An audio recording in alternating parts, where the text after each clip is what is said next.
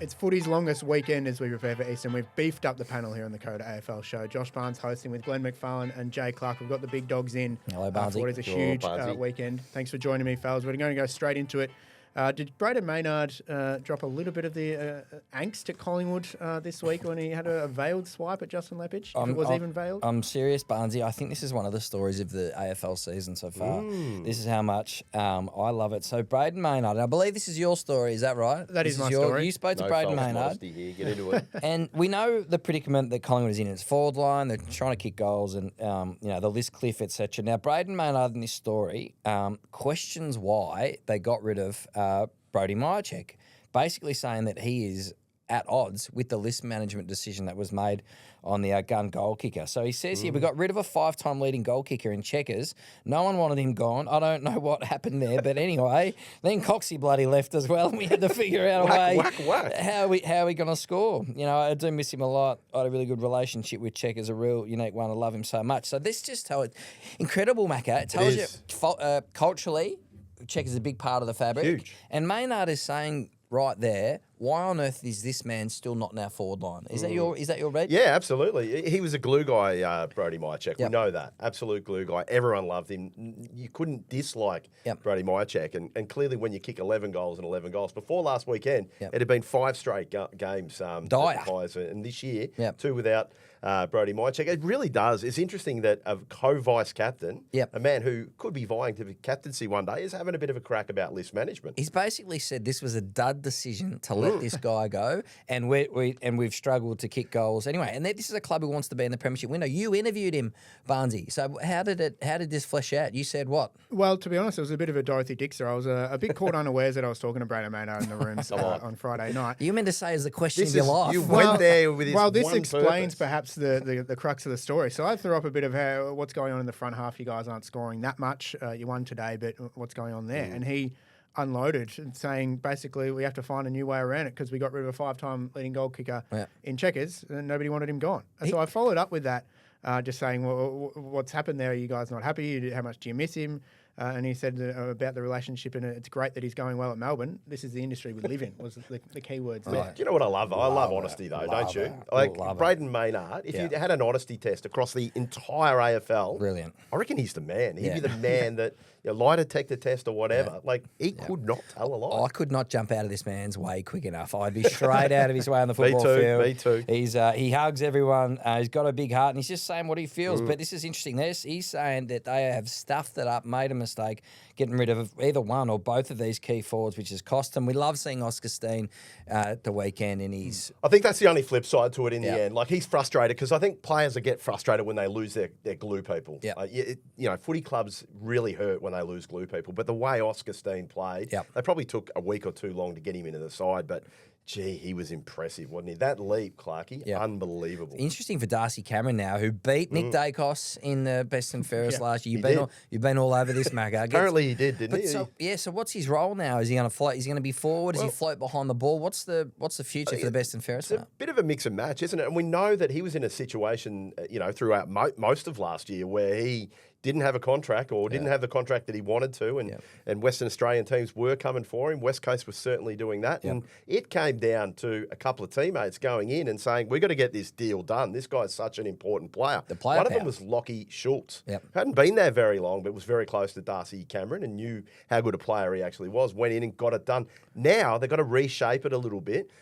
He seems to have embraced it, Darcy Cameron, that he's going to play forward a little bit more and give Oscar Steen that opportunity. So I think it'll work out really well. What does it mean for Jack Buller? That's going to be the interesting scenario. Yeah, not good for Jack Buller. He was dumped on the weekend. Basically, he was the swap for Myercheck, and that's not working out. He's playing VFL. It leads me back 12 months to the last time I spoke to Brayden Maynard, and he said he was interested in looking elsewhere during that year. His negotiations took a while last year. Jamie Elliott took a while. Darcy Cameron took a while.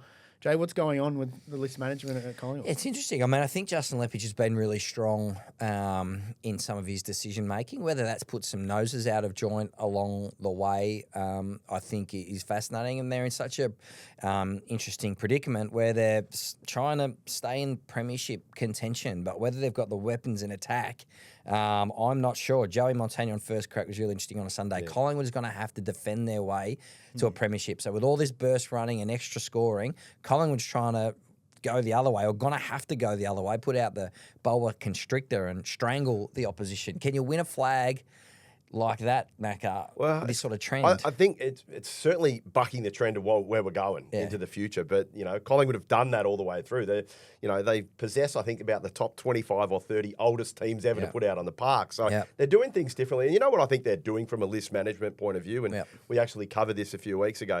They're actually probably taking a bit of ownership back on list management and saying to the players, well, you've got to earn what you're actually getting. And I think that's certainly happening with some of the older guys. I think some of the veterans there would like to be on more money. They're not. So I think what's going on there is the Pies are just going, you know what, we're going to reshape this list a little on the run. It's a bit how we feel, mate. Exactly. We won't go there, but yeah, absolutely. I couldn't agree more. But with that, they're going to have $2 million at the end of the year to splash. If they don't get the player that they want, they're prepared to obviously throw that into next year. It could be $4 million, Barnesy, at the end of next year. That's almost Kilda type money, isn't it? Can I ask you a question without notice? Yes. I'm always scared of these. Excellent. It's not about my pay packet, is it? No more about that. Your excellent reporting at the weekend, Ralph, with Ralphie on Collingwood's sort of predicament at the moment. Just do you think that Carlton will have another crack at Craig McRae? I'm certain they will if that's the way that it heads. If Vossi gets the lemon and sauce, do you think they'll go again? Absolutely, they'll have another crack. Now he's contracted. But what does that mean? What does that mean in this day and age? How long does he want to coach for? But I think they'd be derelict if Michael Voss does go at some stage, whether it be in the course of the year or at the end of the season, they'd be derelict. Graham Wright would be derelict not looking at someone like Craig McRae, who's one of the top 2 or 3 coaches in the business. That's why I think very rarely now do we have a coach sacked and a new person comes in straight away, whether it was a Longmire to come in from the outside, John Longmire, or Adam Simpson. So I think it's more likely that it will roll through for Michael Voss, depending on what actually happens. But yeah, I've got no doubt that Craig McRae, you've got to ask the question, Clarkie, in any sense of the word. You ask the question, you're probably going to get a no because he's contracted. But why wouldn't you ask the question? Yeah, it'd be the biggest coaching sort of move or plot since Ross Lyon. Well, absolutely. The Ross Lyon one was fascinating. We've seen some amazing ones over the journey. We had once where Robert Walls and David Parkin swapped clubs. Can you believe how big that would be now? They actually swapped clubs. Can't see Vossi going to Collingwood, but we'll see how that one works out. Now, Jay, you've been on the beat. We're doing some very, very important reporting over years now, but this week a few things have come to a head, in particular with Nathan Murphy and Paul Seedsman. Can you give us a rundown on where things are at for them and what this means? And certainly. My latest interest levels in insurance, my wife's starting to ask some questions about why I aren't showing this amount of enthusiasm regards my own insurance. Not a great place to be. Life administration policies. We don't count. We'll get to that stack of paperwork shortly. On a very serious note, shattering blow for Paul Seedsman and Nathan Murphy. They've had years-long waits for this concussion payouts. It's been such a sort of devastating process, physically and mentally. Their health has really suffered, and the independent umpire, AFCA, Australian Financial Complaints Authority, have ruled with the insurer and said essentially, Murph, if you want this insurance payout, you basically have to prove that you can't perform daily activities. So not can you play football, it's whether can you wash and feed yourself and have a job and drive a car, that sort of stuff. That's the level of sort of disimpairment that we're talking about. And Murph, who's essentially chosen to get on with his life and do a bit of a job at Collingwood, the VFL team, has essentially chosen moving on with his life as opposed to sitting in his house all day doing nothing, suffering horrifically from a mental health perspective, just waiting goodness knows however many years to get these hundreds of thousands of dollars. So he looks like he's moving on with his life. Paul Seedsman is in the same case, and he's been open about his concussion symptoms. They are harrowing. Absolutely, yeah. Harrowing to read. Yeah. So Angus Brayshaw is the third one. That's sort of in the final stages of the assessment. It'd be interesting if he's unsuccessful as well. The AFL playing cohort will feel really let down, I'd imagine. And now the safety net, Macca, is gone. All the TPD insurance, which covers head trauma, is gone from May 1. So players will be going out in the field in 2 months' time. A month's time now. May 1. So a month's time now.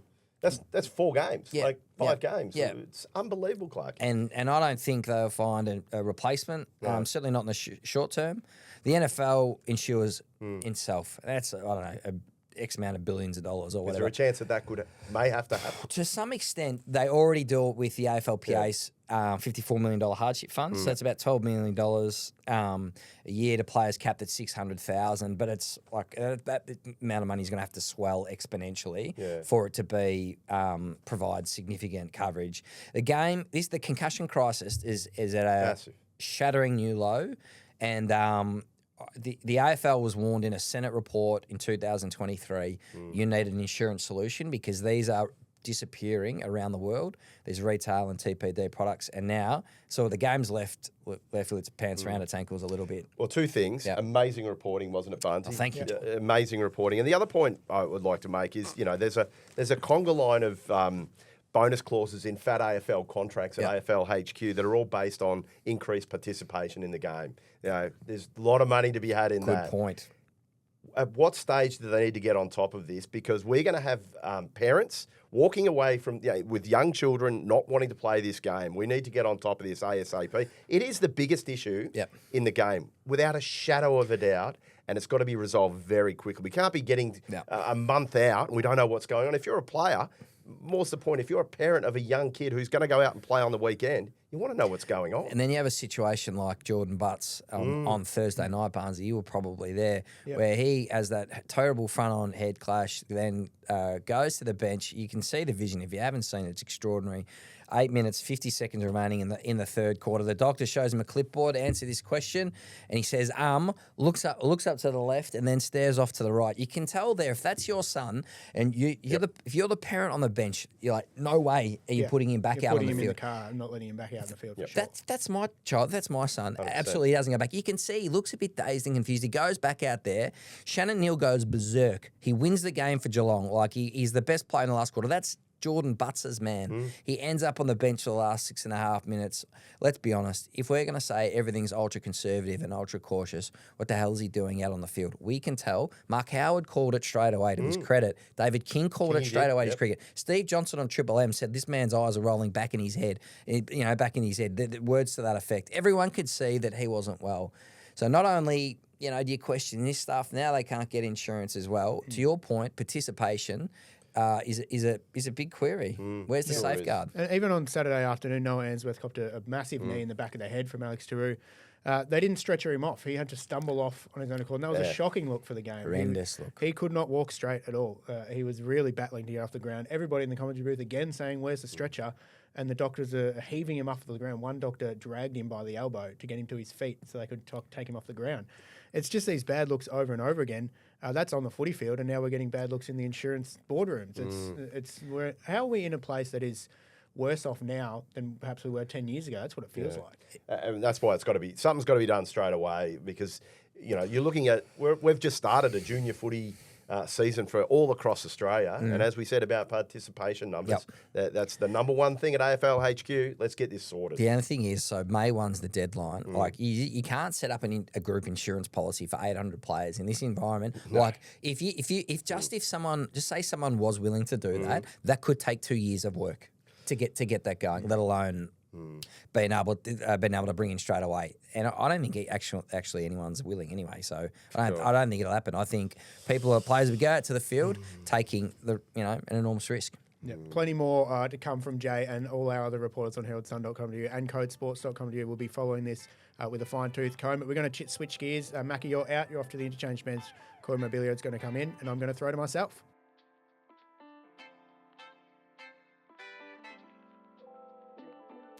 Thanks for that, Barnesy. Now we're finished with Collingwood, who've sent Macca out of the room. We've got the great Corey Mobilio in to take his spot. A little bit of an upgrade, I think, for us for the next 5 minutes or so. Corey is our stats man, and we put him to work this week looking at the fixture. We're, 4.5 weeks in to the season. What do things look like for clubs looking at that fixture? Who's faring better and who's faring worse? Yeah, there's some interesting ones. Obviously, we're not counting for injuries that might pop up on the way home. GWS are a really interesting case, and we chatted briefly this morning about just the injury list with them. So Bedford, Buckley, Cadman, and Daniels, they're on the shorter term list that might return from injury. Particularly that forward half is a real issue for them, I think, at the moment. Yeah, correct. And their efficiency going inside 50 and their accuracy has really dropped off. We've got them of having the easiest run home. So kind of one that we spoke about, where if you get this GWS side in, they're obviously going to have to bank the win. So run home Melbourne, Carlton, Essendon, Port Adelaide and West Coast. They've got Richmond in the next 6 weeks. They've got North in the next 6 weeks.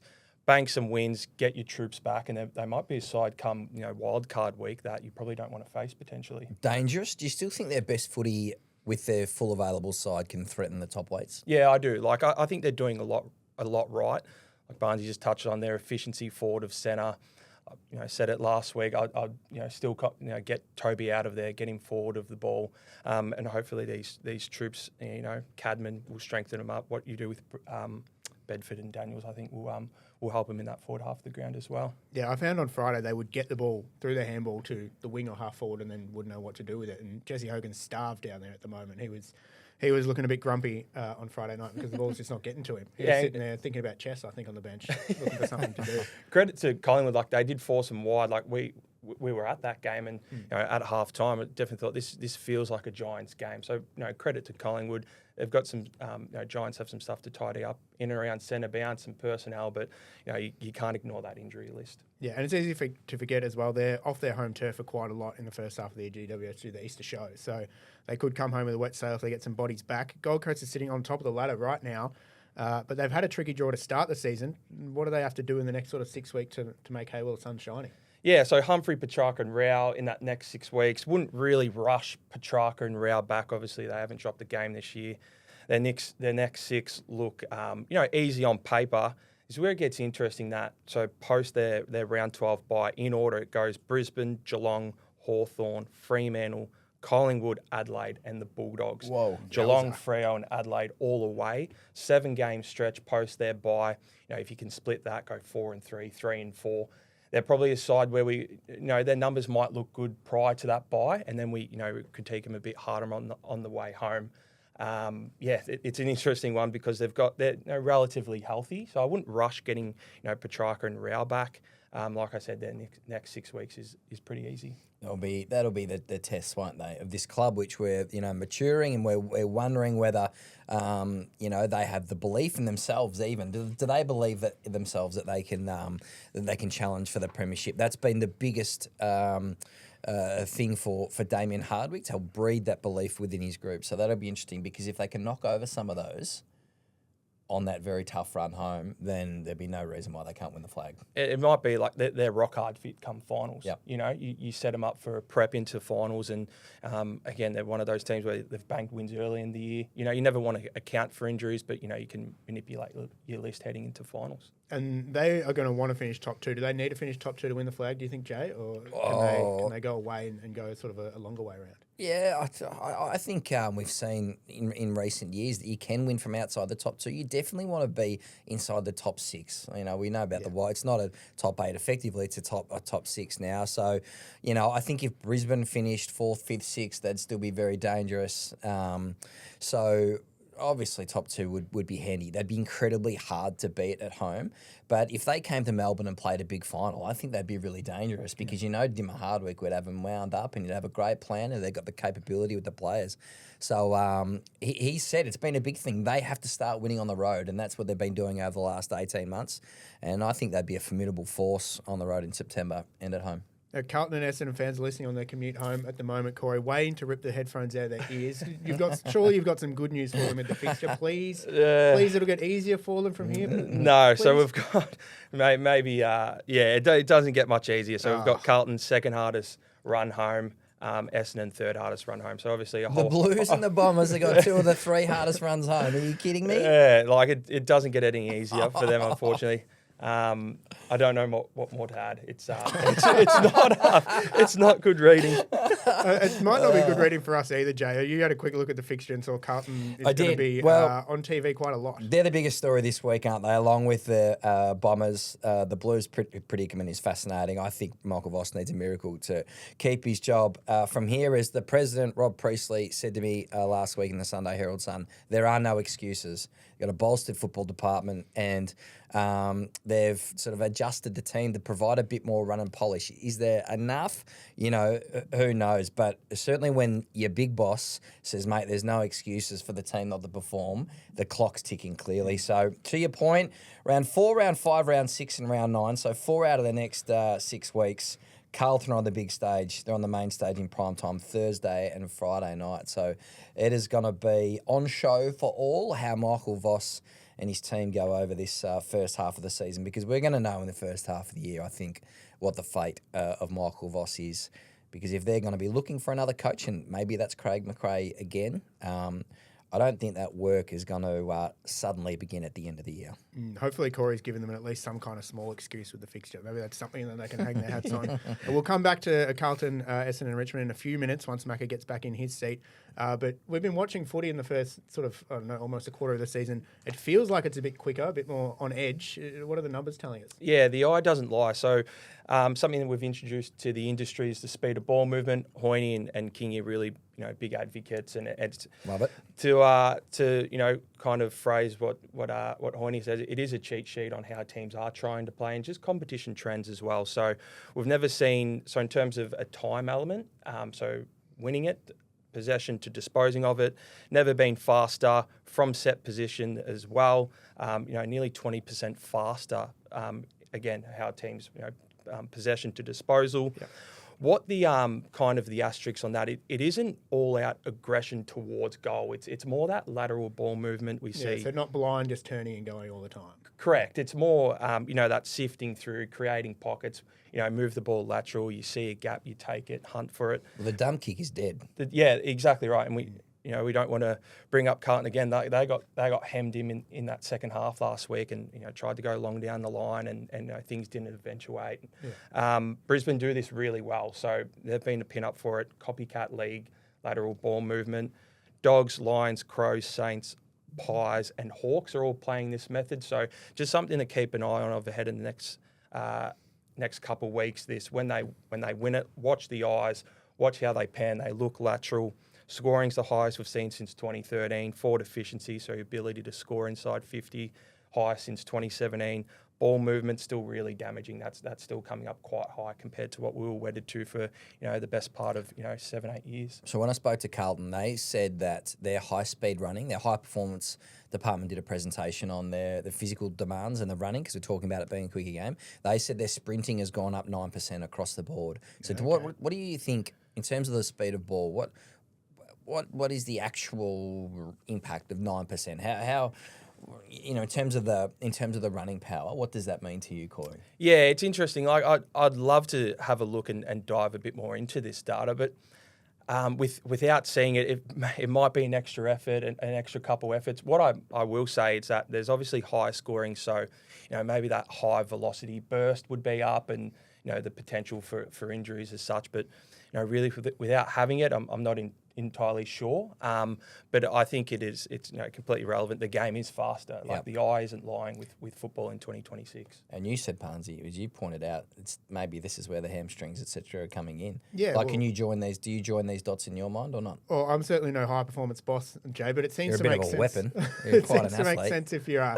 If your players are sprinting more and everybody, say, is doing an extra sprint or two in a game, one of those players is going to ping a hamstring, potentially. So that's where we might have seen that extreme explosion in the first 2 or 3 rounds. Another one for you, Corey. You follow the trends of the footy. Is this rule changes that's making it quicker, or are we already getting there? Because we were talking last year about ball movement is king, as has been said a lot in the last 2 or 3 years. Yep. So are we heading this direction, or has it been supercharged by the changes to the rules and how footy's adapted? Yeah, I think so. And obviously with the stand rule, your ability to kind of cruise past, we saw teams exploit that. Quicker, ball goes out, last disposal, bang, you're straight back in. Hopefully, you can shift the ball off that line. So I think the rules have had, definitely a bit of a say on it as well. The interesting one is the gaps in the fixture as well, which, teams are having 18-day breaks early in the year. So, how that works with, structuring, your list and players and their health as well, because the game's faster, it's more high burst and, just something interesting. I think the feedback from the players is they're saying that normally when the ball goes out of their bounds, that's their time to get a bit of a breather, but that isn't happening. So it's that repeat sprint effort without much of a bit of a rest in between that they're missing. And that could be those efforts, more high speed efforts under fatigue, is where we're seeing the soft tissue. Definitely. Speaking for both of us here, Jay, I feel a lot smarter with you being in that I do. seat. Thanks, Corey. Yeah. But we're going to beat you out now. Macca is coming on back. Thanks for joining us once again, Corey, from Champion Data. Thanks Thanks, for having Cause me. up. Cheers.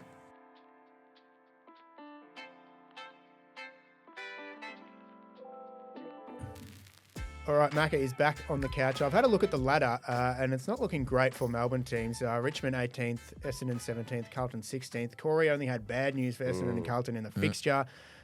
Surely we've got some positive spin here. We've asked each of us to have a think. Who would you rather be in the position you are right now? Who would you rather take over, whether playing list and a club, Richmond, Essendon or Carlton? Macca, you've had a think about it. Is there a fourth What option? jumper are you pulling on? Is there a fourth option? No. Choose your own poison. This is the hardest thing going around, I think, isn't it? Because they're all at different ends of the spectrum. They're all in horrendous position. Yep. Marginally, I'll take Richmond because there is a little bit of upside there. Not a lot. What worries me with Richmond, I think, going down the track is we've had a number of their key young players who've had serious injuries. Yeah. And that really does worry me going forward. I don't think that's great. And do rebuilds work anymore? They don't. Brisbane would say yes. They did it in a long, patient sort of way, but they had everything go right in a lot of ways and the good people put in the right spots. Essendon, my goodness, they might not even be at ground zero at the moment, Clarkie. We might be going backwards even further from there. They've got a horrendous draw, could be 0-10. Big trouble. Carlton. Have Carlton come out the other side? And are they no longer? Is the window completely shut from them? What happens with Patrick Cripps? My goodness me. Yeah. Please help me out. Yeah. I'm in massive trouble. So here. I've got Richmond, Carlton, Essendon in my choice. Is that right, Oh, Barnesy? you've gone the That's same all I'm giving way. you. And No, we haven't. hang on. Rich. Okay, so I rank them in Yeah. that way. I'd rather Richmond. Yep. I'd have Carlton second. I think the Graham Wright factor is significant. Plus, they've still got some assets. Like, would you trade Jacob Wiedering for 2 first-round picks, something like that? Hey, would you trade Harry Mackay for 2 first-round picks? Probably wouldn't If you can get that. Probably not going to get that, you are you? won't But, get that. but mate, that's the sort of thing, mate. Potentially, they're thinking At least about. you've got options, haven't you, in that sense? Essendon, that'd be my third ranked option. I think the pressure's on Bad Scott there, clearly. They think they've got some talents through the door. Have they got enough? I think it's going to be a very difficult season for them. I think the Graham Wright factor is strong at Carlton, and I think Richmond has got some of its these key pillars in the door already. And I think that the decisions to trade Rioli, Bolton, help me out here, Macca. Who else did they? Baker. Graham left in a different way. Yes. Baker went. Baker.